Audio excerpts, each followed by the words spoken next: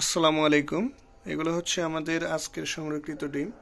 তো এই ডিমগুলো আমরা ইনকিউবেটরে বসিয়ে দিব। এগুলোর সাথে আরও ডিম আছে। তো এখানে ভিডিওটা করার উদ্দেশ্য, ইনকিউবেটরে অনেকেই ডিম দেন, ডিম ফুটে না, বা 100 ডিম দিলে 40টা 50টা ফুটে। কেন ফুটে না এই জিনিসটা আসলে আপনারা বুঝতেছেন না। তো এই বিষয়টি আলোচনা করব। আমাদের যে ডিমগুলো আছে, এই যে ডিমগুলো যখন খামার থেকে তুলে, এই ডিমগুলোতে অনেক প্রকার জীবাণু লেগে থাকে, যেগুলো লিটারের মাধ্যমে বা অন্য কোনো মাধ্যমে আসে। এই জীবাণুগুলো বাচ্চা ফুটানোর ক্ষেত্রে অনেক বাধাগ্রস্ত হয়ে দাঁড়ায়। আপনারা অনেকেই হয়তো জানেন, যে ডিমের যে খোসাটা আছে, খোসাটার ভিতরে অসংখ্য ছিদ্র আছে। আপনারা লাইট দিয়ে ভালো করে ফ্ল্যাশ লাইট ধরলে বুঝবেন। তো এই ছিদ্র দিয়ে হচ্ছে ডিম অক্সিজেন নেয়। অক্সিজেনের সাথে যখন এই জীবাণুটা থাকে, এই জীবাণু ময়লাটা ভিতরে যায় এবং সেটা বাচ্চার বৃদ্ধিতে একদমই সহায়তা করে না, এবং বাচ্চাটা একসময় দেখা যায় ভিতরেই মারা যায় বা ভ্রূণটা নষ্ট হয়ে যায়।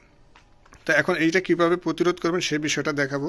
এই জন্য দেখেন, এই যে মগের ভিতরে আমরা স্যাভলনের পানি নিয়েছি। স্যাভলন, পরিমাণ মতো স্যাভলন নিয়ে আপনারা পানির সাথে গুলিয়ে নেবেন। তো গুলিয়ে নিয়ে এরকম একটা ভিজা কাপড় দিয়ে ডিমটাকে এইভাবে সুন্দর করে মুছে দিবেন। মুছে দিলে এটার হচ্ছে একবারে যত জীবাণু আছে, জীবাণুগুলো চলে যাবে। এবং এইটা এখন আপনারা একটু রেখে দিবেন শুকানোর জন্য। এটা শুকিয়ে গেলে ফ্যানের নিচে রাখতে পারেন, বা নর্মাল টেম্পারেচারে রাখলেও এটা কিছুক্ষণ পর শুকিয়ে যাবে। শুকিয়ে যাওয়ার পরে আপনারা ডিমটা ইনকিউবেটরে দিলে ইনশাল্লাহ হ্যাচিং রেট যা আসতো তার চাইতেও অনেক ভালো একটা হ্যাচিং রেট পাবেন আশা করি। এছাড়াও আপনার হচ্ছে অনেক সময় দেখা যায় আপনাদের ইনকিউবেটর ম্যানেজমেন্টের একটা বিষয় থাকে, তাপমাত্রা এবং আর্দ্রতা।